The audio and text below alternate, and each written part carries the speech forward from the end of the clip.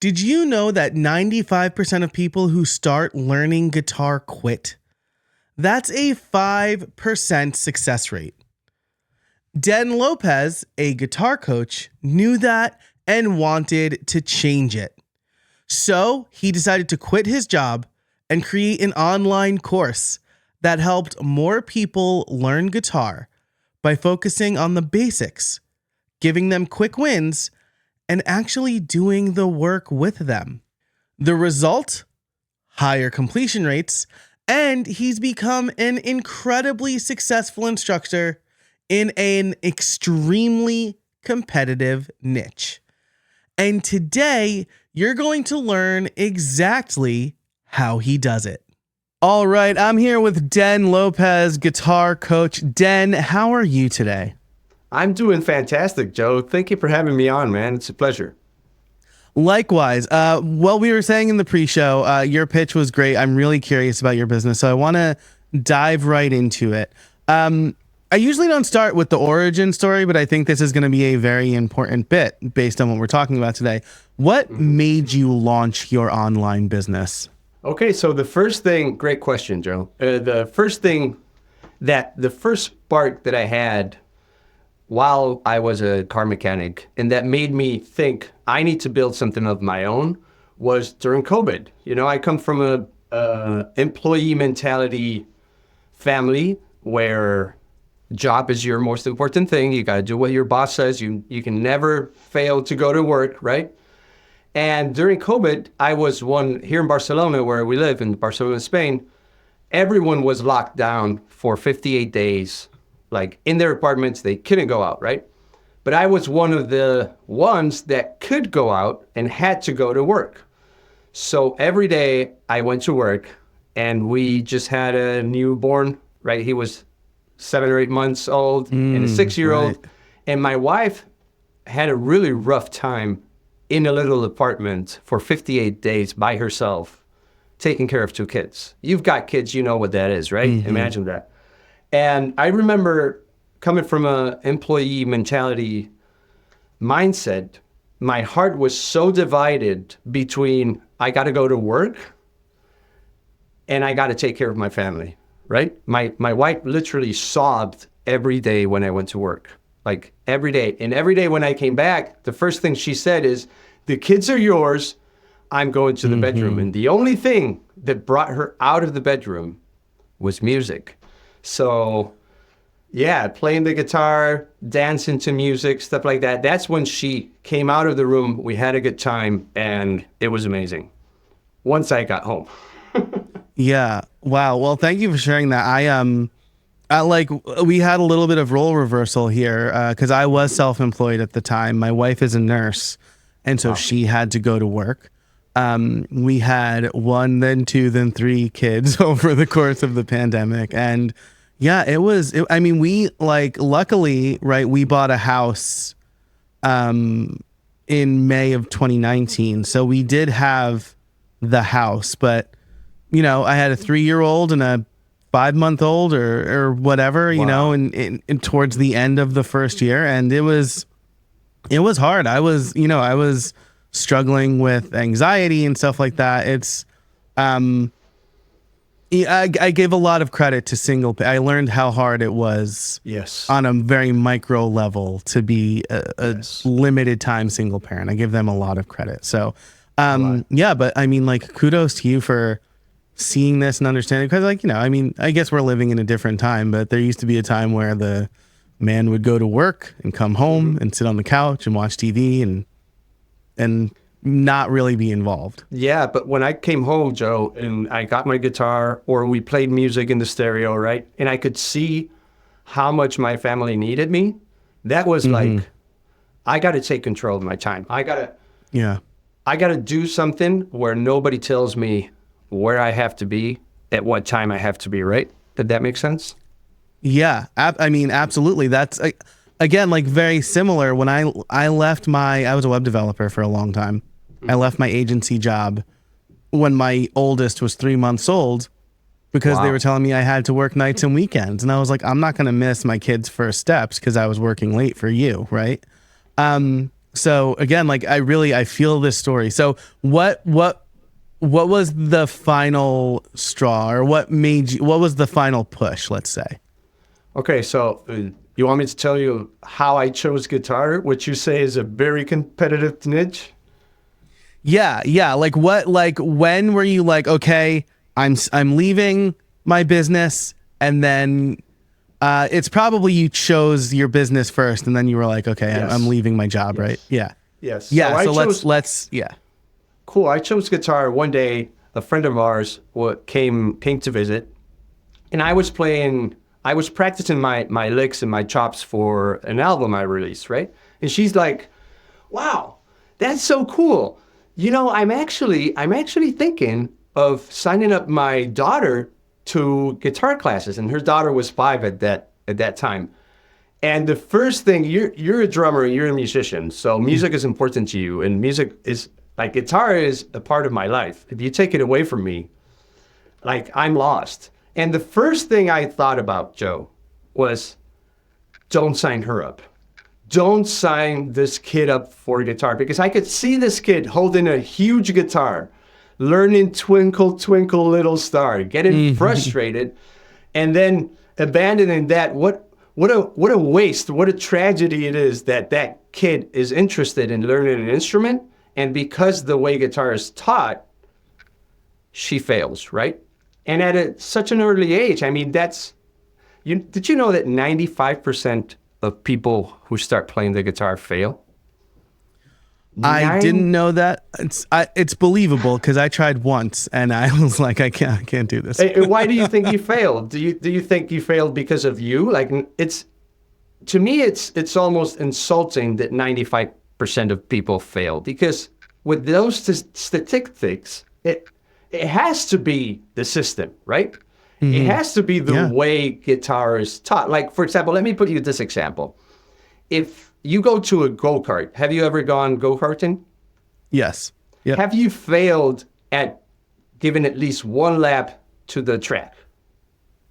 No. But nobody fails. Like, there's not a single person that fails. But if you go and try to fly an airplane, now many people fail, right? So what I tried to do with guitar, what I thought about at that very moment that friend of mine told me I'm going to sign up my kid to guitar lessons was, wait a minute, this kid is going to fail. Is there a way for her not to fail? And instantly I thought, what's the most difficult thing to playing guitar? Joe, chords, right? That's like the toughest part. What if there was a way to take chords out of the equation? And that's when I came up with my first program. I got so excited. I'm like, oh, people are going to be able to play it instantly. And it is. It's called the Guitar in 1 Hour Method. Still selling that today. That's amazing. And so you came up with this basically from, I love this, like, you get a question, you're presented with a problem, and you immediately see a solution, right? Because it really shows how well you know your craft, right? And so I love this. So you came up with this idea. How long after that were you like, okay, I'm not a car mechanic anymore. I'm now a guitar coach. So I was trying to build the business, trying to record courses, put out content. It was very stressful. I was working 8 to 9 hours a day, Monday to Friday, plus the 2 kids, plus trying to build a business, coming from an employee mentality, which has nothing to do with building a business, right? You know this. Yeah. And it was super stressful.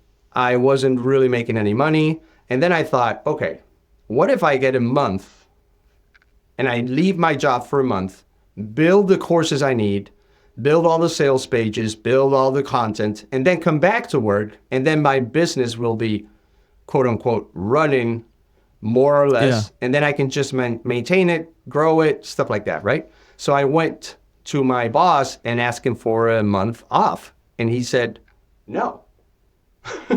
And I'm like, what do you mean no? Like, this was the second strike after the pandemic. Second strike to where I got to get control of my life. What do you mean no? Like, this is I'm passionate about this. I'm building this. Like, I'm helping people, you know, like Right. people are playing guitar.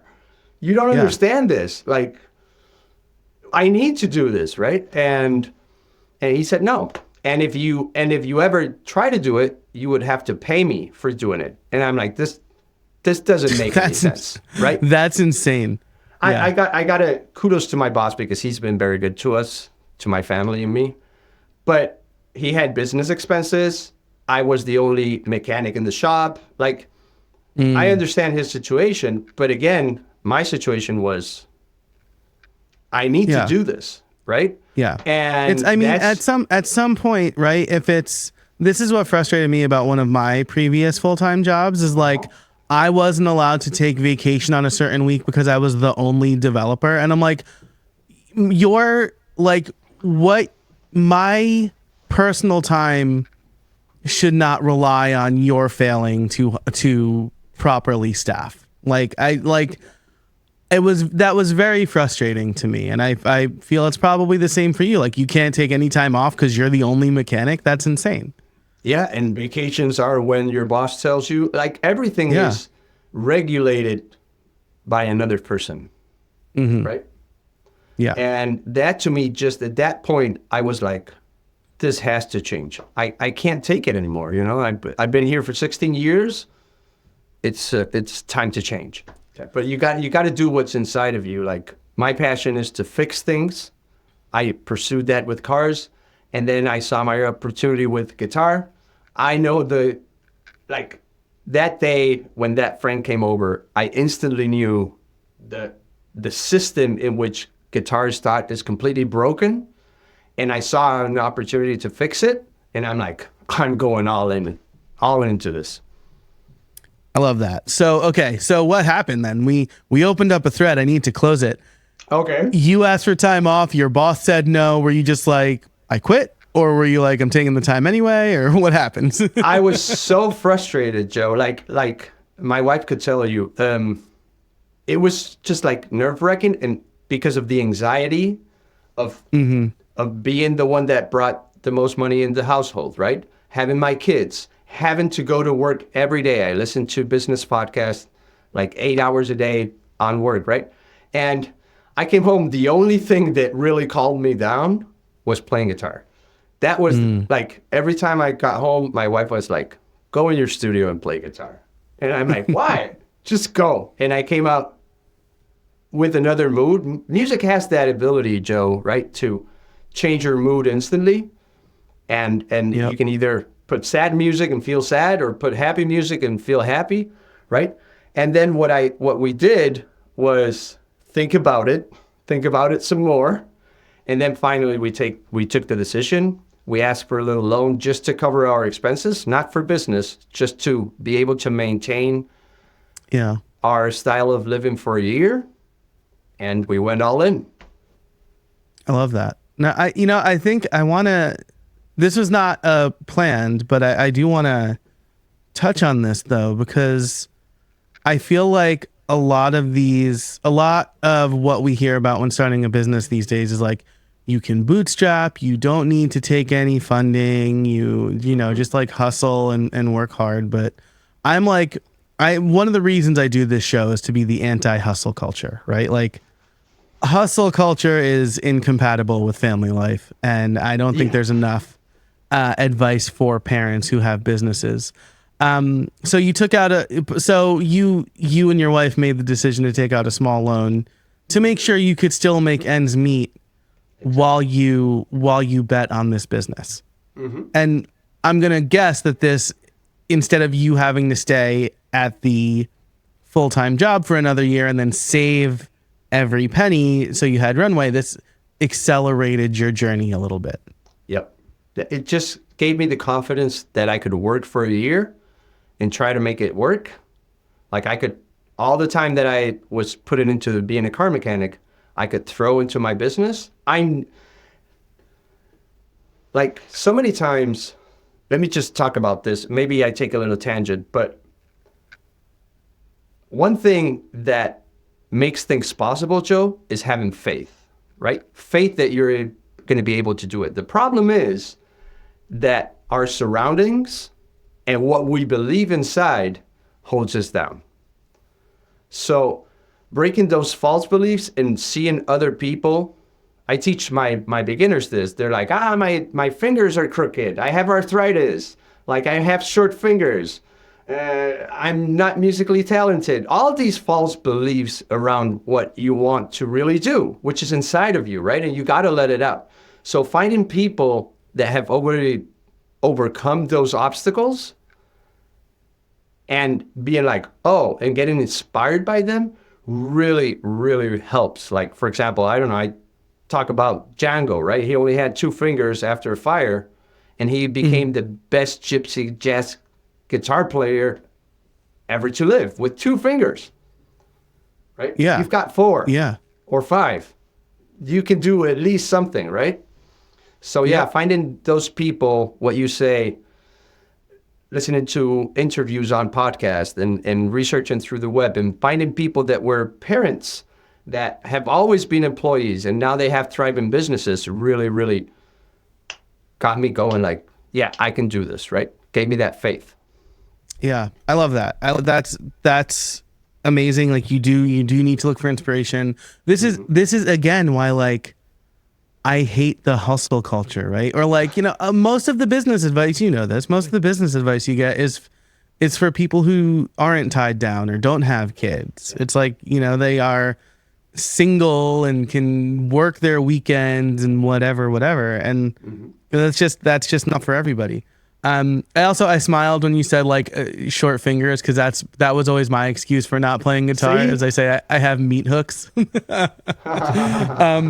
But then your story about Django reminded me of Rick Allen, the drummer from Def Leppard, who has 1 arm, right? The dude plays arm.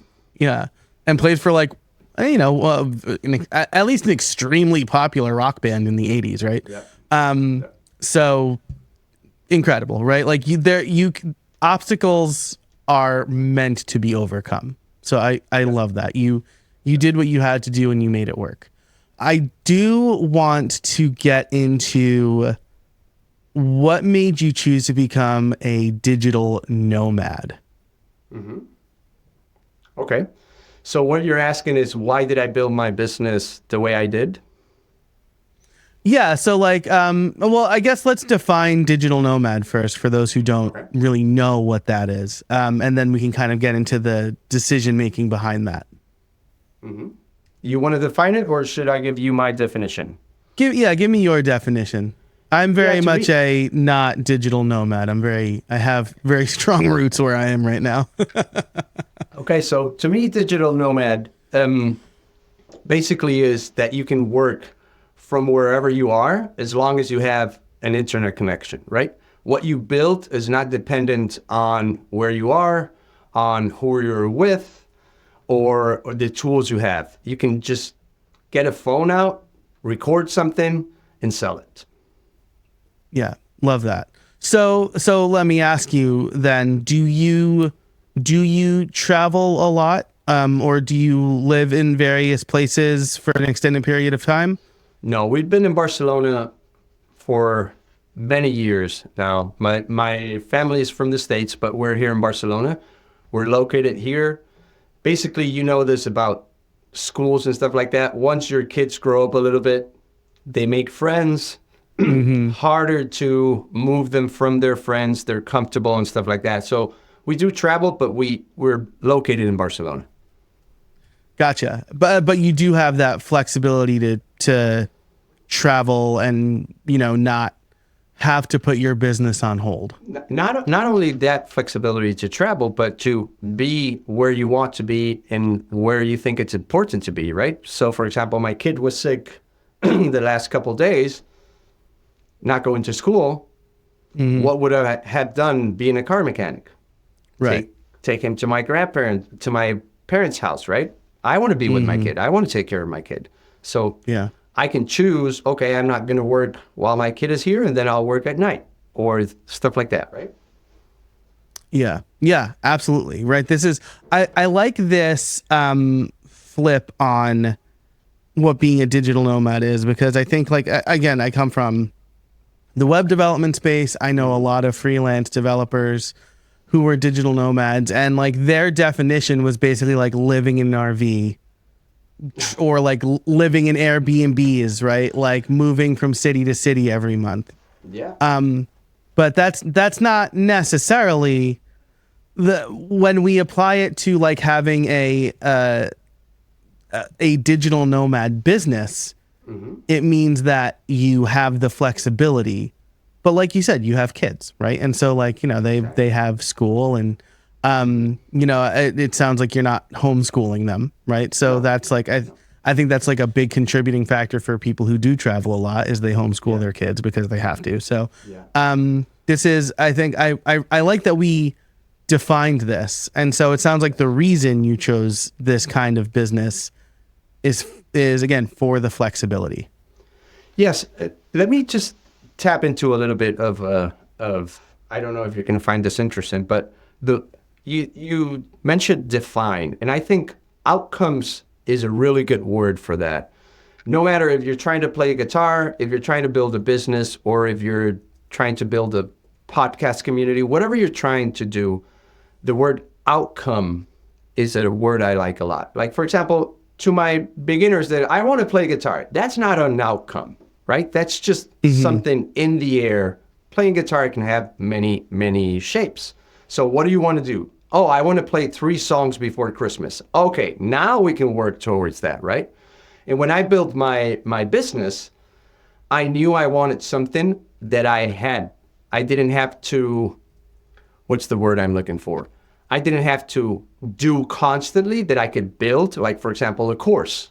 I could build a course for a month, record the best course possible, and now sell that course without me having to teach personally how to play, right? I could break down the system, create the recipe in the course, and then someone could follow that course and get the outcome, right? Does that make sense? And I wouldn't have to go there and teach you personally because you had the course. And I could sell 1,000 courses in a day instead of giving 2 classes in a day, right? So the leverage you get from that is a lot higher. Yeah. And I should point out here, right, that, I mean, depending on the type of coaching or teaching or that you do, a course is very conducive to that. I think the move for a lot of online businesses is like, oh yeah, I'll do a webinar, and then I'll do a course, and then I'll do like a done for you thing, which is what I do, right? But you can't really have a done for you product, right? No. That's why I believe that the system is broken, because coaches and instructors and YouTubers they just follow the same path that they followed. Like, don't get me wrong, I have many guitar coaching friends, and many of them are great. But most people I see just follow the same thing they followed, which is a 3-year journey just to play a song, right? And they don't think, okay, this is an online course. How can I make it inevitable for this person to get the outcome they desire, right? So thinking in that mentality of where they at, what are the little nuggets, the little things, the little positions, the little things they need to understand, plus the exercises. I don't know if you've ever taken an online course, Joe. Yes, I'm bad at completing them, but Okay, I have taken some. So yeah. I think the problem with completion and with online courses, books, all that, is that they don't have the do part. They have the know part, but they don't have the do part, right? So for example, you're reading a book or going through a course, and they're teaching you how to start a podcast.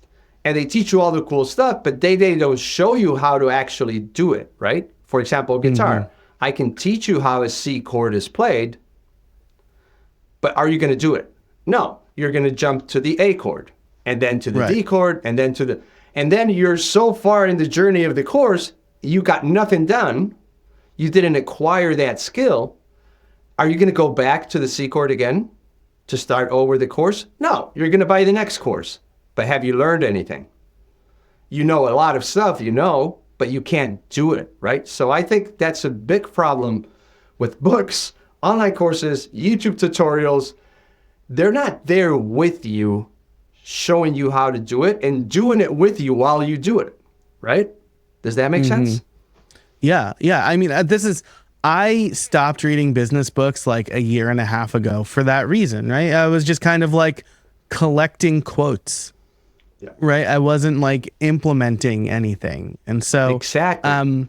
yeah, I think I love this approach. I love that we've fallen into this, this topic because again, you have found success in a competitive niche by looking at it differently, right? You mentioned like of course, I'm a podcaster, therefore I have a how to start a podcast coach course, right? And I go through pick the format and, I have a video on how to set up a microphone. I think I'm a generally good teacher, but what I don't have, and I have videos on how to set up hosting and stuff like that. What I don't have is how to tell a good story or how to be a good interviewer, right? And this is really the thing that sets good podcasts apart from bad podcasts. I'm very deliberate in not just telling a founder story or having a casual conversation. We went through the whole format of this interview before I hit record because I want the listeners to get something, right? Which they're getting and they're about to get more. So stay tuned, dear listeners. So I like that you looked at this and put a different spin on it. I would say, I'll wager a guess that's what sets you apart. It's one of the things. Yeah, people really enjoy it. Like for example, can you hear this? Yeah. Can you hear that? Okay, yeah. So if I show you, this 1, 2, 3, 4, right? 1, 2, 3, 4, and then the video ends. What do you want to know? You want to know 1 and 2 and 3 and 4, right? But if the video doesn't end and I tell you, okay, grab your guitar now and let's do it together. We're going to do this for 5 minutes. Just that. 1, 2, 3, 4. Now I mute my guitar. There's a click track or a drum track or whatever. And it's going 1, 2, 3, 4. And I'm counting for you 3, 4. And you're going, oh, I get this. 1, 2, 3, 4. What happens at the end of that video, Joe? You got that skill, right? Right. And now we can move on to the next layer of the cake with a solid foundation on what you just learned. And now let's do the next thing and the next thing. Let's build layer upon layer without knowing so many things. By the end of the course, I'm going to show you a lot of things, right? But if you can't play them, there's no point in creating the course. So that's my mentality on how to create things that actually work instead of just teaching everything I know. I don't care about what I know. I care what you can do with what I know, if that makes sense. Yeah, that's so good. I mean, that's the mark of a true teacher, right? I taught in the classroom for a long time, right? And I think we both have this mentality of like, it doesn't matter that like how much I know is irrelevant to you, right? I'm not the important person. Right. The student is the important person. Exactly. Yes. Yeah. So like, who cares? Like, no one needs to know how smart I am, right? As much as I like that people know if I'm smart, that's not the point of teaching, right?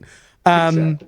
Yeah. So this is great. I mean, so I'm gonna take a quick pause here and reinforce what you just said about how you structure your videos, because I think this is something that not enough people do, right? And this is, you show, and then as you don't just say, okay, now go do this, right? Here's the end of the video, go do this. You say, now get your guitar and we'll do it together, right? Yes. This is really, really good stuff.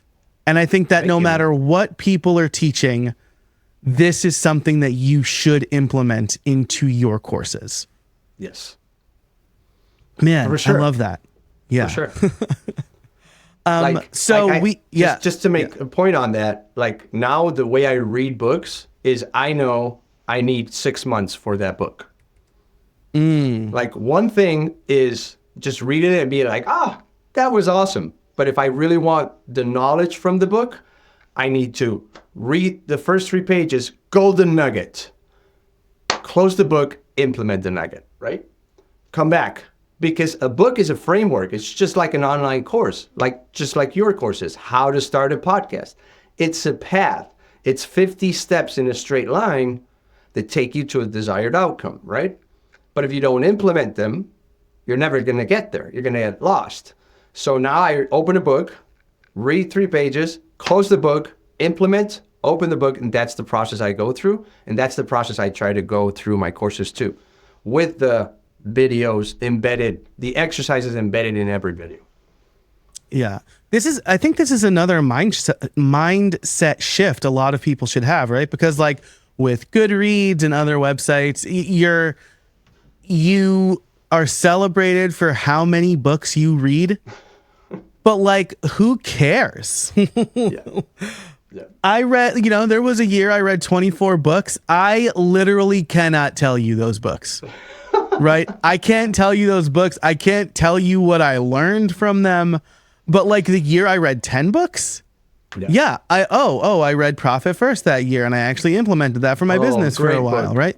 Yeah. I read the Alexander Hamilton biography, and I can tell you all sorts of things about Alexander Hamilton. Like it's again, I keep going back to the term like quote collection or knowledge collection. Yes. But books and courses are not things to collect to put on a shelf like my Lego or my Yankee pictures, right? Knowledge is something that you should actively use. Yes, it's a skill. You need that skill. And the only way you can get that skill is by actually doing it. So having someone by your side doing it with you, I believe is essential. If not, you're left to willpower, and willpower never works. Yeah, absolutely. It just never works. No, I mean, it doesn't, right? I mean, like every morning I'm like, I'm going to eat healthy today. And then every night I'm like, or I can eat ice cream, right? Yeah, exactly. But if you had an app to where they cooked with you, they prepared, they gave you the tips, they even went with you to the supermarket. Right? Like, I'm going to get this, I'm going to get that, and you just felt like somebody was doing it with you. Now it's a lot easier to implement. The only willpower you need is open up the video, right? And then it's just following the video. If you're dependent on going to the supermarket by yourself, making your grocery list, I mean, what you just said, you wake up being like, yes, I'm going to do it. I'm going to play guitar. I'm going to learn drums. I'm going to eat healthy. But then something gets in the way, and then you don't do it. Yeah, you get stressed. It falls apart, right? I mean, like, my food trigger is usually stress, right? And it's as we record this, it's baseball playoff season, so I'm a little stressed. Not as stressed as like Phillies fans, but still, it's very stressful. So I love this. This is such great advice. I want to wrap up here with your setup, right? And building a flexible business, because I watched some of your videos and it looked like you are basically recording these lessons. And if y'all are watching the video, you can watch these interviews on YouTube now. I'll put that in the show notes. But it looks like you record in this room, maybe on your phone, with your guitar. Is that accurate? Facebook posts and stuff like that, I do, because, I mean, if I gave you unlimited electricity, the way to get unlimited energy forever for the entire humanity on a napkin, would you accept that? Right? Yes. You don't need a golden plaque or a fat big book with the golden bindings. You just need the recipe, right? You just need the information. So for me to be able to deliver information constantly to whoever needs it, I need something that's quick. Like you'll even see me on my Facebook post turning on and off the camera because it's not edited. I just go for it, you know? I know my stuff. I know how I can help you. And I just hit record, post, hit record, post. I need it to be quick and I need it to be effective. So that's why I use my phone. Easy setup, right? Same as like making things easy is so vital, Joe, in my opinion. Get 3 chords, play 10,000 songs. 3 chords. Why make it more difficult? You can make it more difficult if you want. Yeah. But you don't need to make it more difficult. And the person listening to that song is going to love it, even if it's just 3 chords. You don't need to throw in 1,500 chords, right? That person doesn't need it. So keeping things very simple is, I think, is essential. Yeah. I mean, I listen to a lot of pop punk. 3 chords is basically every song I listened to as a teenager, right? Like, right? You don't need any more. Yeah, that's exactly right. I mean, Ringo Starr said the same thing about drums, right? He's like, I never tried to do fancy fills, right? I played along with the song and kept the beat, and it sounded good, right? Yeah, What a great drummer. Oh my gosh, I know. That's like he has a course on masterclass, and I'm just like, I ate it up. Like it's not even like does? It's not even like how to start drumming. It's just like his drumming philosophy. It's so good. Like I loved it. Right? Yes, so good.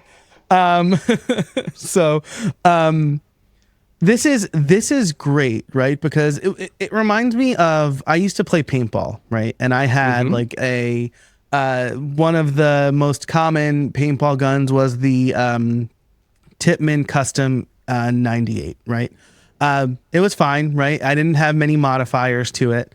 And one time I went paintballing with this guy with our college. It was me and my brother Phil. We were a good unit. But this guy was decked out in like speedball gear, right? So we're in the woods, we're all in camo, and he's in like bright red.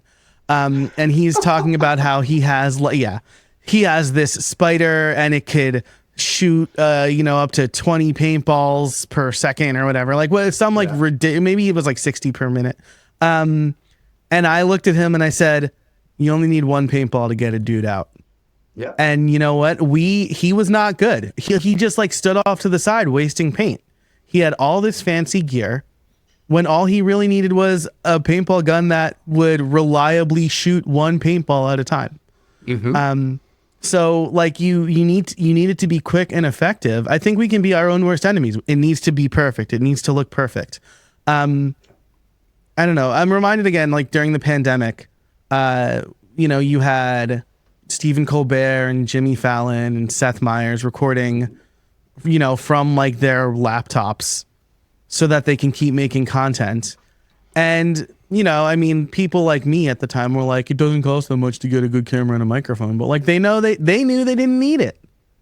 All they had to do was make stuff and put it on the internet and keep their show going and keep their staff paid.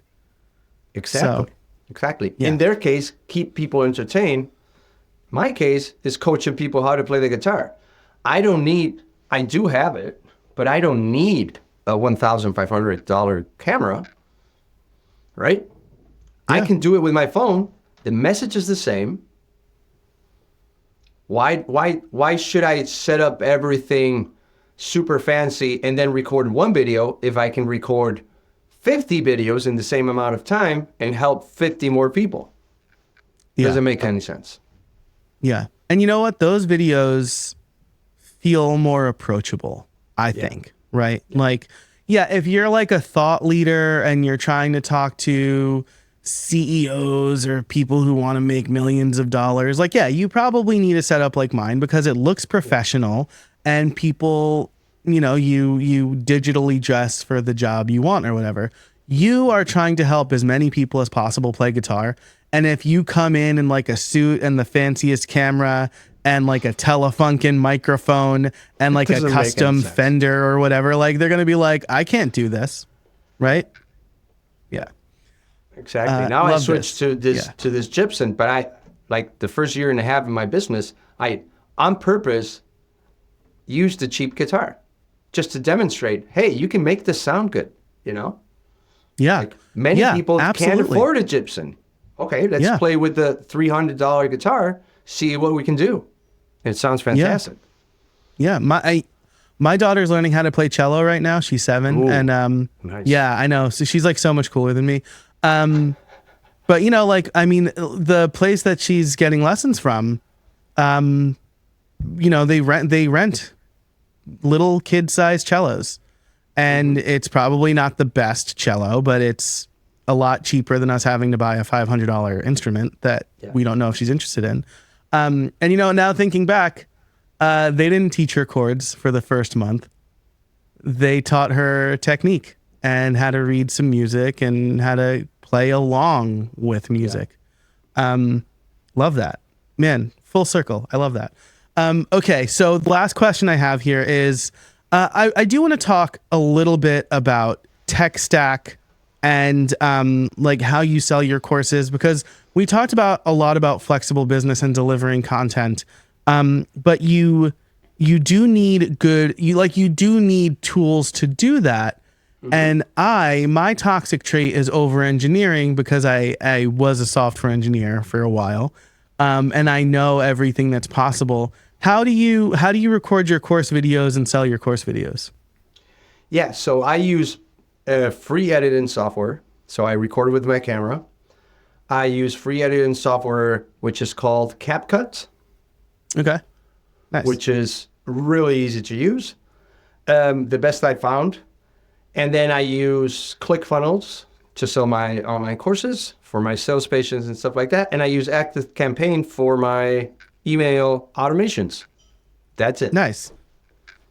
So it sounds like, if I have the pricing in my head right, ClickFunnels is probably the most expensive thing in your stack. ClickFunnels, you can get offers for like $1,000 for 6 months. If not, I believe it's like $300 a month. Okay. The most expensive thing is the emails. They just gone up, like they've tripled. Have they really? And they charge you per subscriber, or not like per subscriber, but subscriber levels? It has like some kind of you can send so many emails to so many people and stuff like that. I mean, I understand, because I get spam email all the time. I always try to deliver, even though I'm always selling, because I'm a marketer and I know that if you buy my course, you're going to get the desired outcome. I know that for sure. Like if you go through the course, you're going to get better at guitar for sure. Right? Yeah. So I always sell, but I always try to deliver value on top of what I sell. So if I'm selling you a course on chords, I show you different things you can do with chords. I show you different approaches, different stuff. And then I tell you, if you want more, go and buy the course, right? Yeah. Yeah. So it's normal that they're charging so much, just because they're trying to filter out people who spam. Yeah. Yeah. That makes perfect sense. Right. And I mean, it's, you know, I pay for ConvertKit. It's like, I mean, for a list of my size, I think it's about $500 or $600 a year. Yeah. I make more than that from my email list, right? Exactly. So it's like, it's easy to justify that, like, return on investment. Gosh, this is so interesting. I know we're a little over the time I usually shoot for this episode, or for these episodes, but I do want to ask you one more thing. Sure. Because I think a lot of people struggle with, what do I give away for free and what do I include in the course, or how do, you know, and I have a very specific way I think about it, but I'd love to hear your take on that.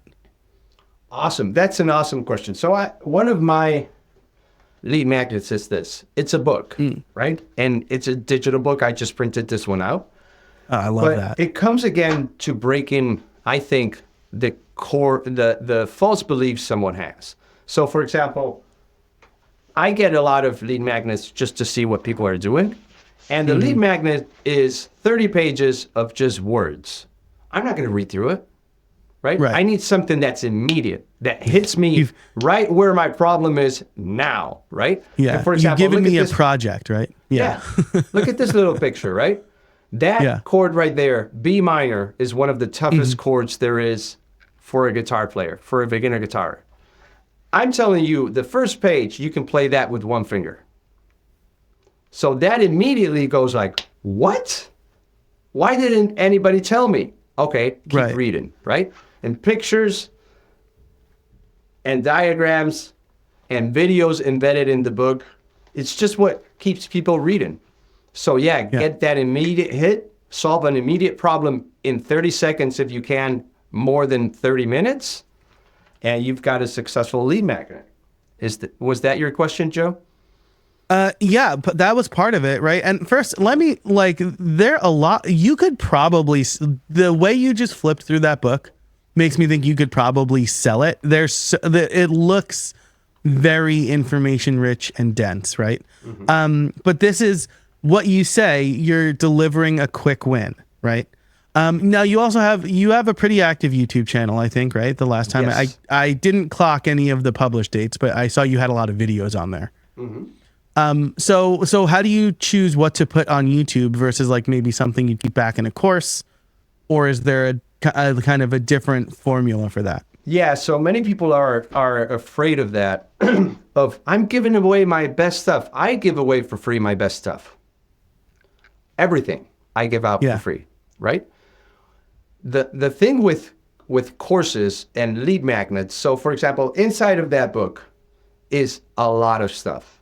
Like it fills in the gaps that beginner guitarists are struggling with, the mindset, everything, like the knowledge that they don't teach you is inside that book. Now, that's this part of the equation. Now I can expand on every topic and make it bigger, go more in depth, go through the exercise we just talked about. Like now we're going to play it together, right? Inside a lead magnet, nobody's going to play with me, right? They just want the information. Right. So now let's do it together inside an online course. I'm going to get a chapter from that lead magnet and blow it up, right? The next thing you could do is, okay, same thing. Now we're going to do a workshop, or we're going to do on an event where everyone gathers together at one spot and we do it together. So thinking that you're giving away your best stuff is a mistake. It's not a mistake. Once you create something, in my opinion, it's not yours anymore. Why did you create it? For yourself? You create stuff for other people, right? Give it to them. An online course is just the path with a desired outcome. Now, nobody's going to watch from a lead magnet 6 hours of a course.